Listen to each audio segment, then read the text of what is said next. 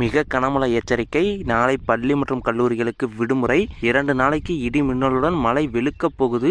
7 மாவட்டங்களுக்கு எச்சரிக்கை. அதாவது பார்த்தீங்கன்னா தமிழகத்தில் இன்று பல்வேறு மாவட்டங்களுக்கு கனமழை எச்சரிக்கை விடுக்கப்பட்டுள்ளது. வரும் 16ஆம் தேதி வரை மழை தொடரும் எனவும் வானிலை ஆய்வு மையம் தெரிவித்துள்ளது. குறிப்பாக சிவகங்கை, ராணிப்பேட்டை, பெரம்பலூர் உள்பட 7 மாவட்டங்களில் கனமழை பெய்ய வாய்ப்புள்ளது என்றும் தெரிவிக்கப்பட்டுள்ளது. சென்னையில் இன்றும் நாளையும் இடி மின்னலுடன் கூடிய மிதமான மழைக்கு வாய்ப்புள்ளது என்றும் தெரிவிக்கப்பட்டுள்ளது. தமிழகத்தில் கடந்த ஒரு வாரமாகவே பல்வேறு பகுதிகளில் மழை பெய்து வருகிறது. ஆரம்பத்தில் தென்காசி, நீலகிரி, கோவை மாவட்டங்களில் ஒரு சில இடங்களில் கனமழை பெய்தது. இதனைத் தொடர்ந்து வட மாவட்டங்களில் மழை பெய்தது.